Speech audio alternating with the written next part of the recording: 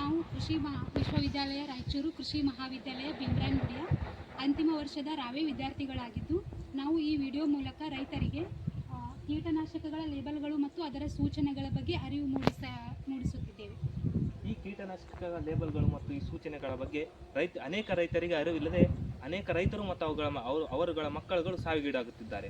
ಆದ್ದರಿಂದ ನಾವು ರೈತರಲ್ಲಿ ವಿನಂತಿಸಿಕೊಳ್ಳುವುದೇನೆಂದರೆ, ಯಾವುದೇ ರಾಸಾಯನಿಕ ಅಥವಾ ಕೀಟನಾಶಕಗಳ ಬಾಟಲಿಗಳನ್ನು ಬಳಸುವ ಮುನ್ನ ಅದರ ಮೇಲಿರ್ತಕ್ಕಂಥ ಲೇಬಲ್ಗಳು ಮತ್ತು ಸೂಚನೆಗಳನ್ನು ಓದಿಕೊಂಡು, ಈ ಸೂಚನೆಗಳು ಕೇವಲ ಸೂಚನೆಗಳನ್ನಷ್ಟೇ ತೋರಿಸುವುದಿಲ್ಲ, ಬದಲಿಗೆ ಅಪಾಯಕಾರಿ ಮಾರ್ಗಗಳಂತ ಸಹ ಸೂಚಿಸುತ್ತವೆ. ಅದನ್ನು ಎಲ್ಲ ರೈತರ ತಲೆಯಲ್ಲಿಟ್ಟುಕೊಂಡು ಸೂಕ್ಷ್ಮವಾಗಿ ಬಳಸಬೇಕೆಂದು ರೈತರಲ್ಲಿ ವಿನಂತಿಸಿಕೊಳ್ಳುತ್ತೇನೆ. ಒಂದು ವೇಳೆ ಈ ರಾಸಾಯನಿಕ ಬಾಟಲ್ಗಳ ಮೇಲೆ ಕೆಂಪು ಬಣ್ಣವಿದ್ದರೆ ಅದು ಹಾವಿನ ವಿಷಕ್ಕೆ ಸಮ. ಒಂದು ಹನಿಯು ಸಾಕು ಕೊಲ್ಲಲು. ಇದಕ್ಕಿಂತ ವಿಷಕಾರಿಯಾದ ಕೀಟನಾಶಕ ಇನ್ನೊಂದಿಲ್ಲ. ಒಂದು ವೇಳೆ ಈ ಬಾಟಲ್ ಮೇಲೆ ಹಳದಿ ಬಣ್ಣವಿದ್ದರೆ ಅದು ಪೆಟ್ರೋಲ್ಗೆ ಸಮ.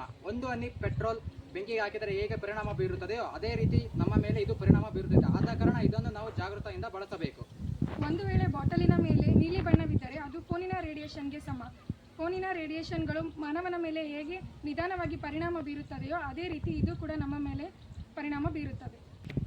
ಒಂದು ವೇಳೆ ರಾಸಾಯನಿಕ ಬಾಟಲ್ಗಳ ಮೇಲೆ ಹಸಿರು ಬಣ್ಣವಿದ್ದರೆ ಇದು ಸುರಕ್ಷಿತವೆಂದು ನಾವು ಅಂದುಕೊಳ್ಳುತ್ತೇವೆ, ಆದರೆ ಇದು ಸುರಕ್ಷಿತವಲ್ಲ. ಇದು ನಾವು ಬಳಸುವ ಪ್ಲಾಸ್ಟಿಕ್ ವಾಟರ್ ಬಾಟಲ್ಗಳ ಥರ ಪದೇ ಪದೇ ಬಳಸುವುದರಿಂದ ಇದು ಕೂಡ ಅಪಾಯಕಾರಿಯಾಗಿದೆ.